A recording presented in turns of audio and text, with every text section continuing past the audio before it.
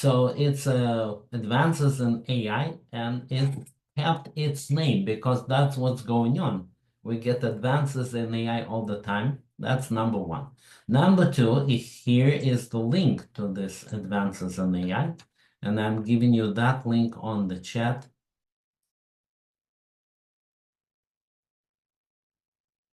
Okay, and you can also say hello from wherever, and very often it is from California, but I'm giving you the link. So that link is a Bitly link. You can click on it, or you can just type it. And when you type it, what I see on my screen are those anonymous animals. And that way I know who is looking, or at least that somebody is looking. That's number two. And number three, that's the outline. So it's an advances in AI webinar. We've been doing it for, well, close to 3 years soon. And all the materials that we discuss are found here, but what people often need is the learning path. So let's go there and spend maybe a minute, okay? So whatever new comes up and a new thing comes up, it used to be every 2 weeks, then every week, and now it's between 2 new things a week and 1 new thing a week that goes here. So you see that there is a name of the course, then the subject, more or less, however you can classify that, and then the link to the course. So if you have the link to the course, from that point on, you don't need me. What I add to that is I copy all the labs into a repository. It's right here, and I will show you that repository later. But in here, you have all the labs with all the keys. So eventually what you get is, let's say we go to any one of those. OpenAI labs, okay? As you can see, 69 of them here. And that's the course. How did it jump here on the screen? I don't know.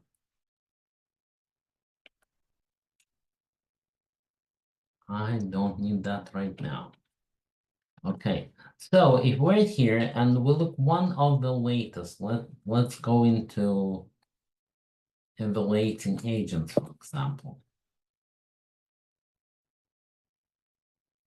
65, right? Then you see the labs, you see the slides. What I was looking for is something else that it will explain the structure. Let's go back a little bit. I'm sorry for doing that, but let us say we go into O5 prompt engineering. Okay, so O5 prompt engineering. So what you find are the labs. What I don't see is how to, but all of them will have a how to. And therefore, what that has above this is that this is verified. People have run it. They also put the keys in, and the verification is shown right here, okay? And we make sure that it works, because there is a difference between how it works for them in the environment, and then they record it, very nice show, and when you try to run it, then it doesn't work. Okay, so that's where I added. What I do is I play with that, I tried, I run that technology, and that's what I prepared to talk about today. Okay, again, you can always chat about something. I will open the chat window, so at least I see there is something here. And what we're going to talk about is the latest course by Andrew Ng. Usually the structure is like this. Andrew publishes courses that other people create. He prides himself in the fact that these are super great quality courses, and indeed they are. And he kind of compares it to a competitors who are not super great quality courses. This is very good curated. So for that, Andrew Ng has his own team. And usually there are a couple people on his team and a couple people who are presenters. And I think there is a marketing arrangement somewhere where the people who want to market their new stuff and new technologies naturally come to Andrew. And by now, I think he is the definite champion. And then they show you how to do it. So let me show you first technology how to do it. So you get inside. Welcome to Getting Structured Output. Built and Polished. Hey, you get inside of the course, and what you have is lectures plus the example where it says lecture with example, then really there is an example. Okay, and let us go into one of them. In this lesson, you'll build a simple social media management agent using OpenAI's Structured Output API. You'll also learn the basics of specifying your desired output structure using Pydantic. I somehow All right, stopped let's delve in. Structured output often uses what is called a JSON schema to enforce output structure. And I don't want to listen to that right now. But here is the actual lab. One thing you can do is run it right here. I'm not hiding that I am studying other people technologies, not creating mine at this time. So I could run it. Let's try that. Let's run the first thing. Let's run the second one. How come that it works? That's because they have imported all the right libraries. Then they explain that if you want to know where to find them, what you need to do is do File, Open, okay, Open. And when you open, you see that same lab that I was just running, but you also have, see, additional functions. So that one you need to download because it's a PY, it's a Python function. This one you also need to download, but it will be the data. We can look at it for a second, that kind of a data. And this one you need to download. So if you want to imitate what I'm doing, you can simply download all of that. I haven't found any better way than downloading them individually, except for a lot of them together. Well, in any case, you download that. The fact that it imports OpenAI, that's because you have or they have installed it. But the fact that it works all together is because they have the keys. Now these keys are hidden. All right, now that you have done that, I can close it and I can go to my repository, which is found right here. All right, that's the repository, but where are the labs? Let's see. They are right here. Okay, before we go to these labs, let's now come back and let's talk about what that is. Why? So let us say you are a programmer who is doing some kind of AI work and you want to use AI. That I think is the future, at least for the next couple months. And in building AI system, you are not competing with the ChatGPT and not competing with Anthropic or not competing. So that's a list of who are not competing with, because you can think of them as providers of electricity. So there are great providers of electricity, which is AI, but you don't want to provide another electricity. For that, you need a few $1 billion. The first billion will go to training the model and the next one to hire people, or the other way around. All right, well, what you want to do is building applications. And that is where, Andrew is your hero, and I'm talking about exactly that. So let us say you are doing this. You're building, by the way, ask me about a new way to build it. I'll show you and I'll put that link here at the end. Let's do it. Let's put that link so that we don't forget to look at it.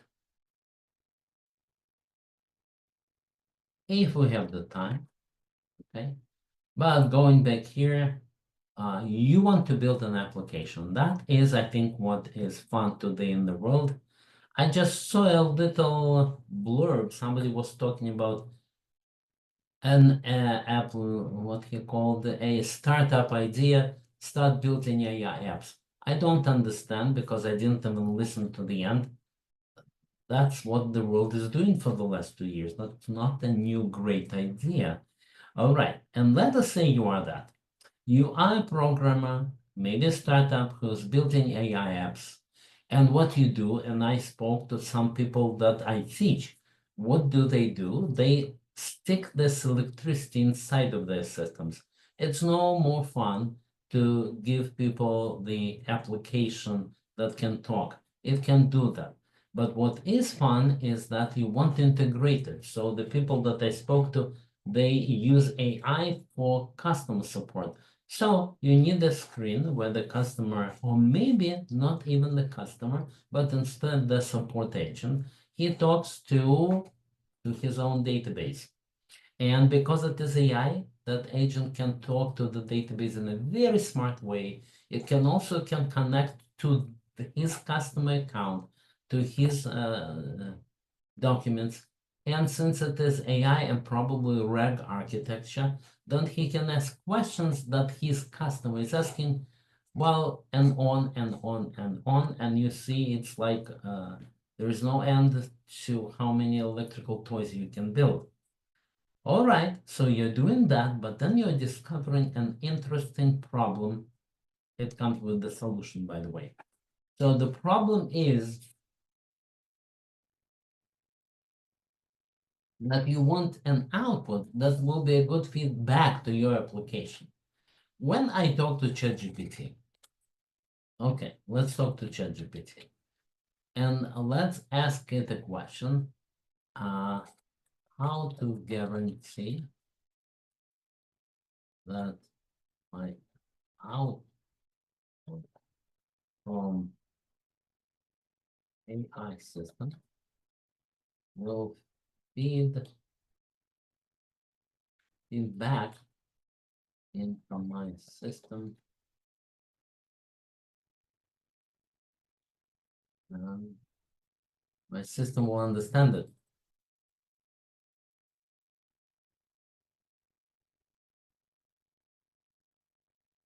And what I mean is that you need me chat. That's my problem. Let's see what will it suggest. Great question, thank you. Making sure that it will understand. So clear conversational style is not what I want. Okay, so I ask some similar question. It will answer good question, but then it suggests go and modify your output. So that is a good suggestion. It's wonderful. But what I'm showing you is more here. So we tell it, okay, give me the output. Maybe give me the output in JSON. And mind you, not every system will be even giving you the output in JSON. So what do you do is, let's say it does.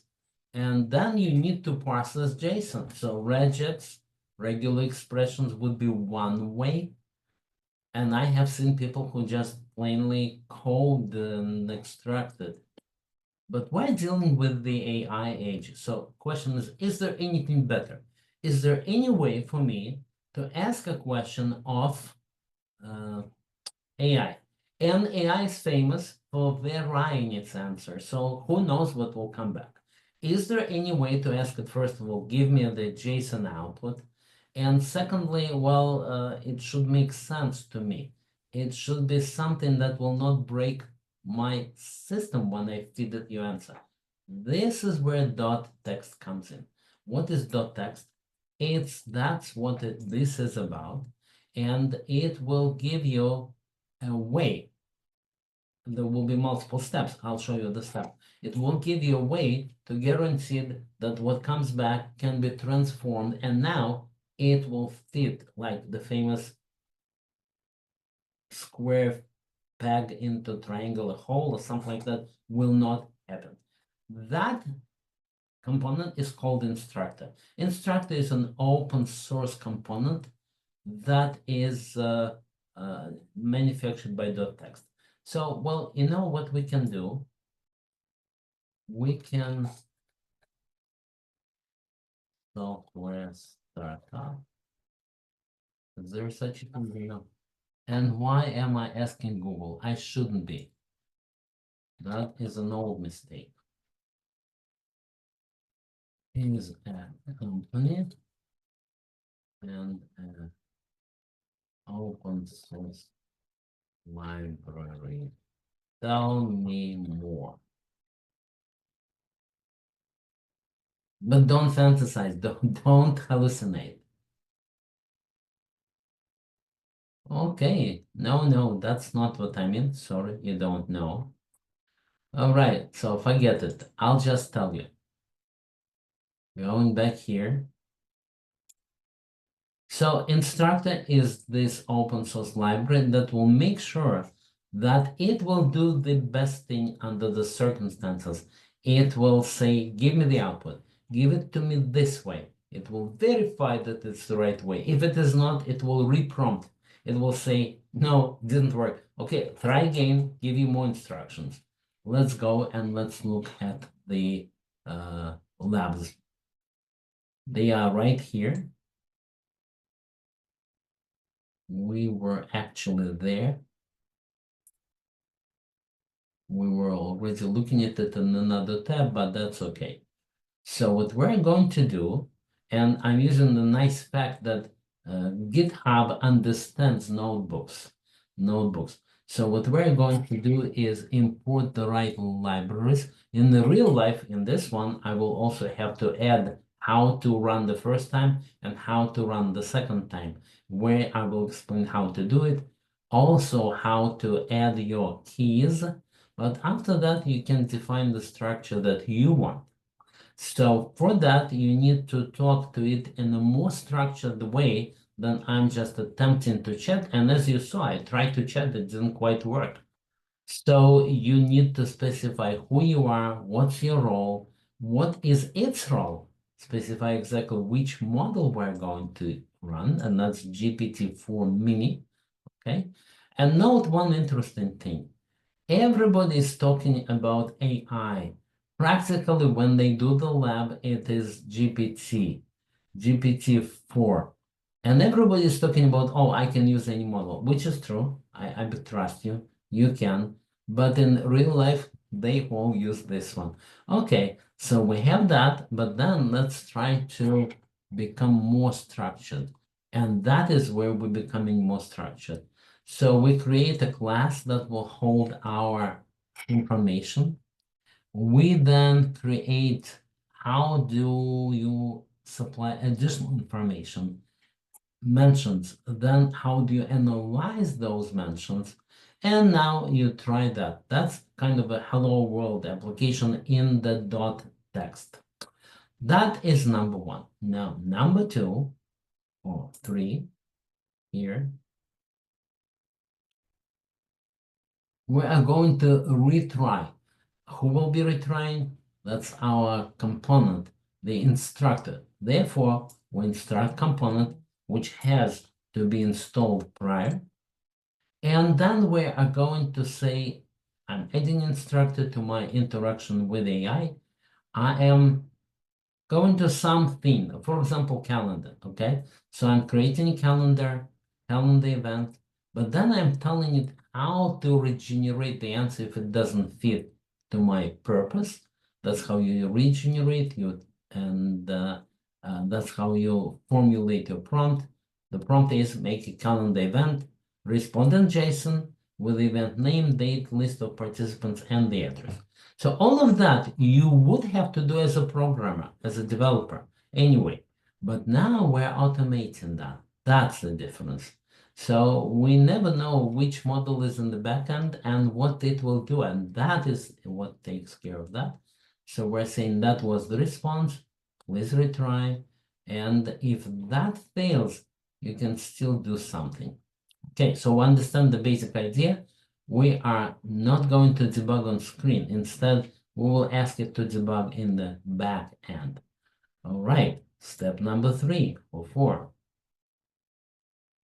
structured generation with the outlines. And that means that we are going to give it a template and tell you what I want is kind of this. For example, give me a person with a name and an age, and you create users, and then we're going to try and play with that, how that works. Okay. And step number 5 will be real. That's kind of a, how do they call the final project of the course.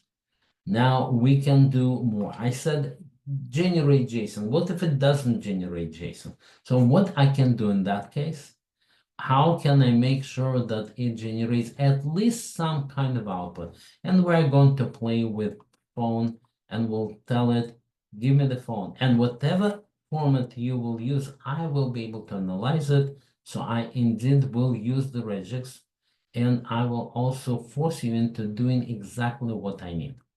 Okay, that's the whole course. Now going back here, that is the course that is called Getting Structured LLM Auto. And now we completely understand why we might need it, what's the use case, and basically what the steps will be. So it will be just another little course in software engineering. I'm trying to model. Let's say you're teaching all the knowledge that you need to become an AI software engineer. Well, that's pretty much all the knowledge that you need right here. 80 pieces of knowledge or so. And each one of them, you need to at least keep in mind as a software developer, you need to remember that if you're building something and then that's something you are trying to integrate it into a larger picture, into a longer pipeline, then there was such a component .x and it had the instructor component, and it was another. So how long do you estimate will take you to become more or less proficient? Okay, if you were to learn this idea, and I'm asking this question on chat. Here's the chat.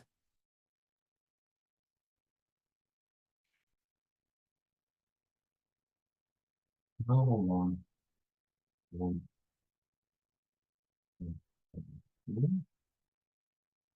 to learn and be able to use the text, if we call it this way, and instructor.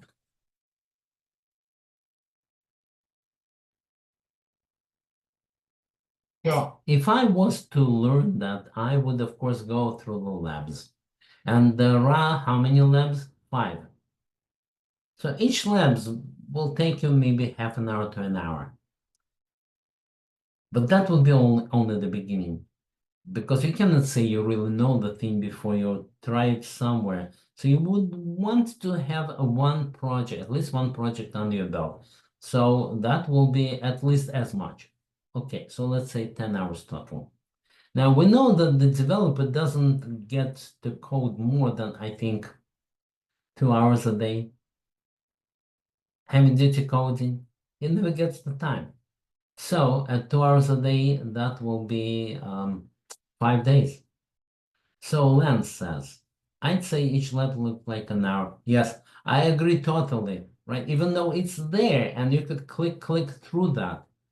Okay, but we have, okay, Joel says the same.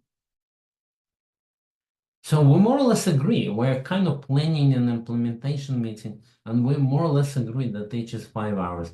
And if you believe my estimate, 2 hours a day that you have, and plus add 5 hours for the capstone project, 10 hours divided by 2, 5 days. Okay, I think it's reasonable. If nobody bothers you, you can master that library. Okay, but I'm glad that we agree on the estimate. But that is only one. Closing what I don't need. Where is the learning path? It's here. So how many courses do you need to learn? And they don't overlap too much. So if you learn how diffusion works, well, the length chain with your data is completely different story. So we said 1 week for each, and 100 weeks. Well, there is an encouraging observation, and that is you don't need all of them, right? What you need is know what it is about. That's where humans are different from AI in the sense that they do the one thing and AI does another thing. I'm on the theory that AI is your friend, not an enemy. But in any case, you will have to keep it all in mind.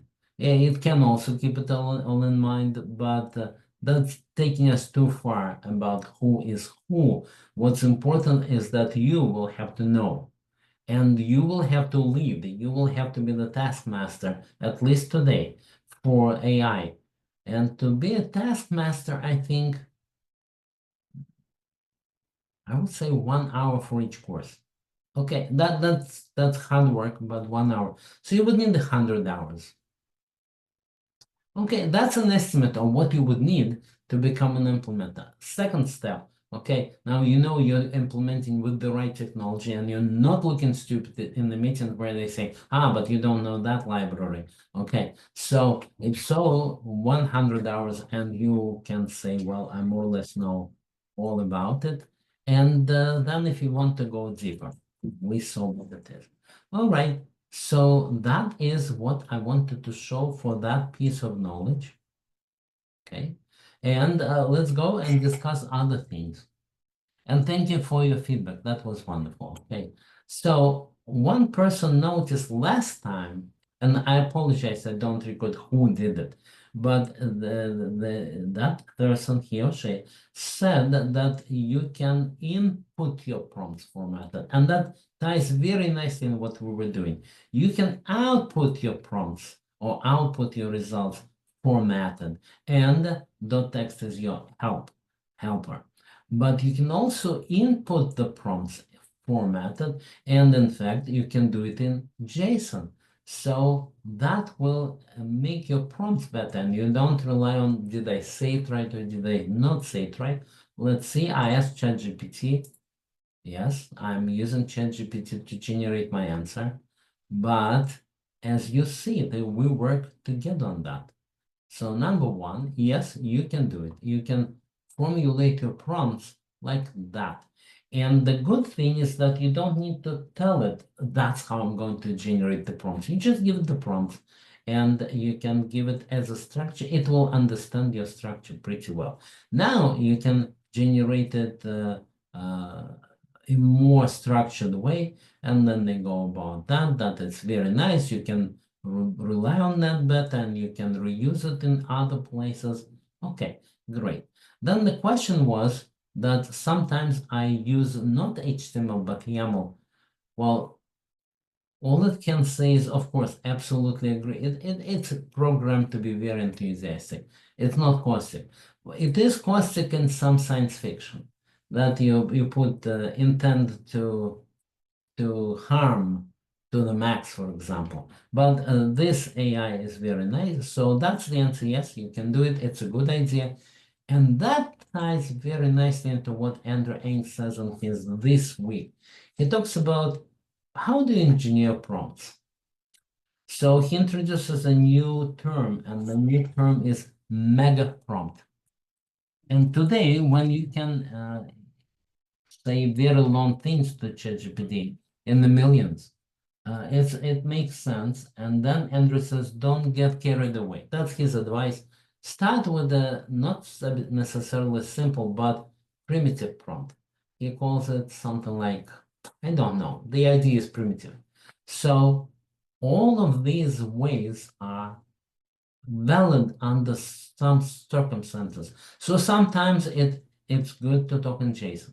Sometimes it's good to do that in HTML. You can reuse it. That's where we discuss it. We can reuse it, yes.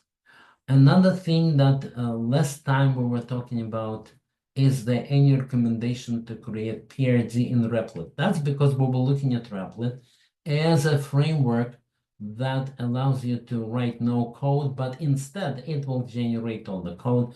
Well, so far, I look at all these frameworks. They're great to start writing a game, but they're not great to pick up other person's job. They just don't get into the project. So yes, we can look at that and it gave us an answer how to do that. Right here, it says, of course, very enthusiastic. Yes, you can, oh, that's the previous, yes.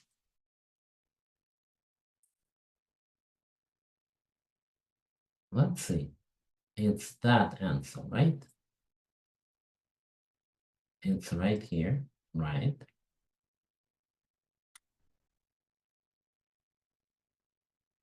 And that should be about Replit. Yes, exactly.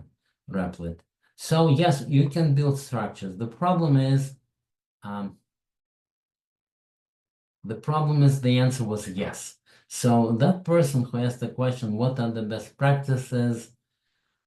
I apologize, but sometimes people want to chat, and that's very good and natural for people. But sometimes you, instead of chatting, can simply ask ChatGPT. So that is what you could have done, and there's a good answer. So it's kind of, is there a good question? Yes, it is a good question.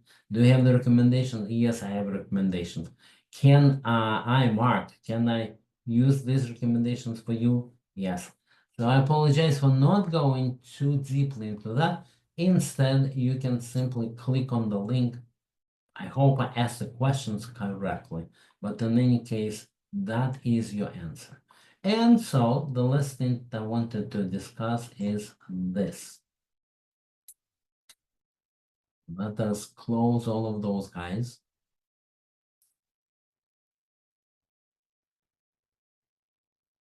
And explain to you what that is. Well, it's that I got some wonderful technology. So it turns out that there is essentially a platform for building AI applications. That platform is huge.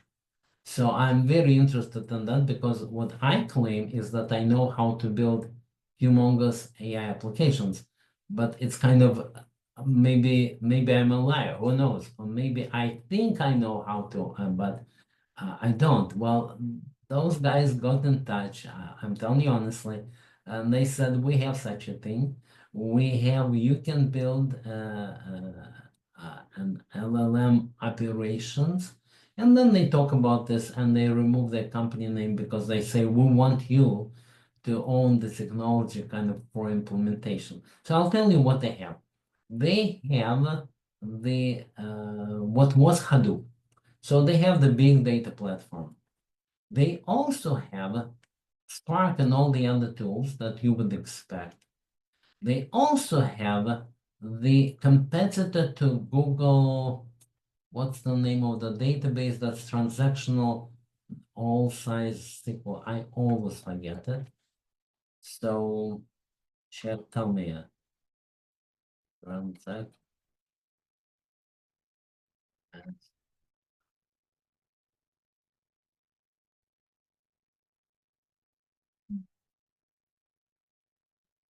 And I'm bad at saying what I'm saying, but I think it will get me.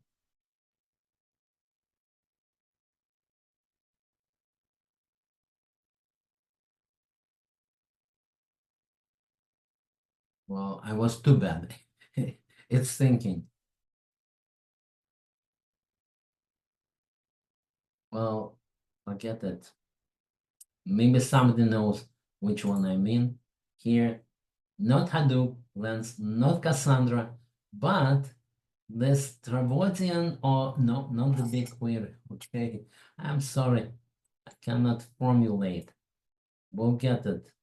What's the Google?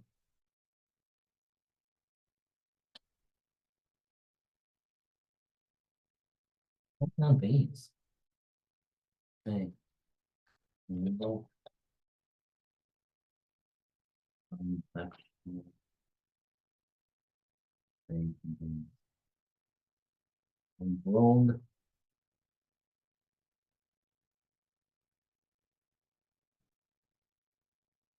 Easy. Tell me.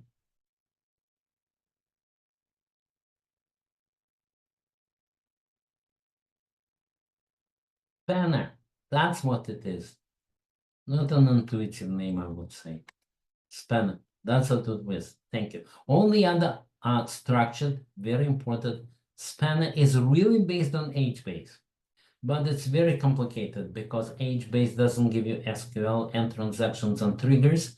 So you need Spanner or Turbotin obscure database, which I think is even taken out.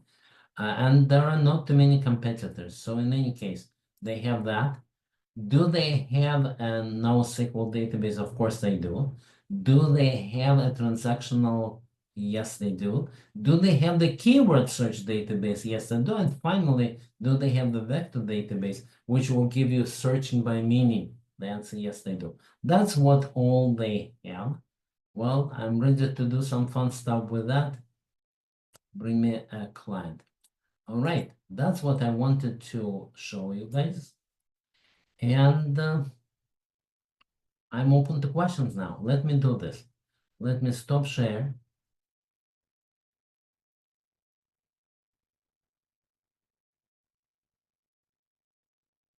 Let me announce. And questions can be in two forms. You can ask right here, right now. You can even ask for the mic. Or you can just ask a question, which I'll put for the next week. Okay. And to be real conducive to you saying something, I will shut up like that.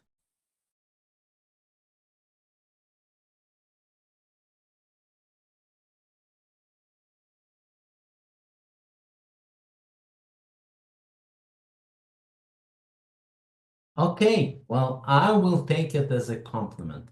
The fact that I probably explained everything so well that there were no questions, but no, there is one question. Skya comes with their own cloud or use existing favorite cloud. Now, when we talk about Skya, I would call it that's an implementation company. We do training, we also implement that. But when I showed you what I showed you, it is software. You can put it into any cloud. Yes, it comes within its own cloud as well, but that cloud is in China. So not everybody will implement their workload in Chinese environment. It's not that it's in Chinese now, there are enough English terms there, but you can use it in your cloud. Yes. Great question, by the way, Lance. Thank you. Okay, guys, I really enjoy the audience. I know that you're listening and answering that even though there are not too much questions and answers, but I know the level of my audience. So I'm very grateful to you guys. I'm saying thank you very much, and I'm wishing you a great weekend and a great year ahead. Thank you, Paul. Thank you, Greg. Yes, Greg, I do want to check to you because you kind of disappeared. Yes. Yeah, Christian, thank you. George, thank you.